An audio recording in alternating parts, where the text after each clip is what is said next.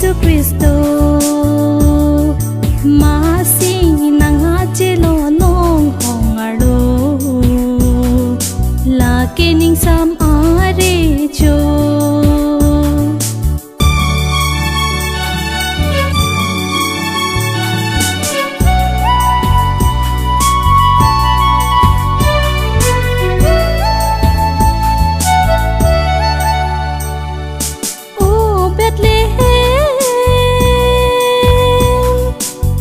Chiklo nong so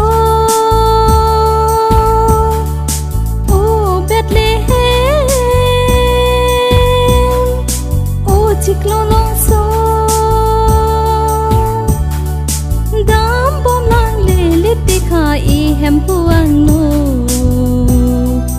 indo kardom ninga rong pen ro dam bom lang le le tikha I hem puang no rong pen ro ma si nang ha che lo pir the aro la ke hem phu Giêsu Christo ma si nang ha che lo nong hong aro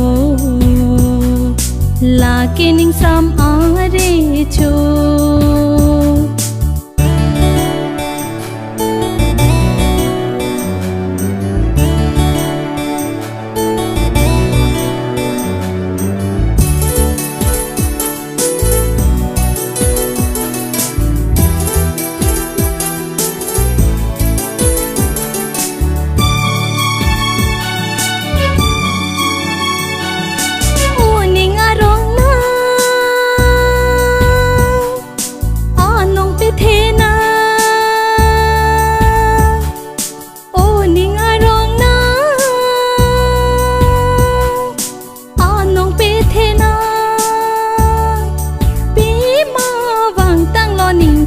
samare cho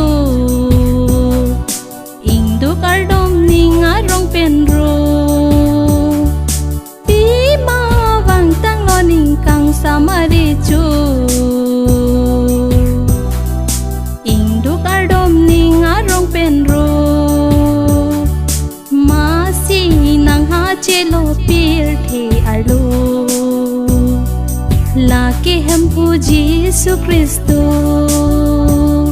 ma si nang ha che lo nong hong aro la ke ning sam are cho la ke ning sam are cho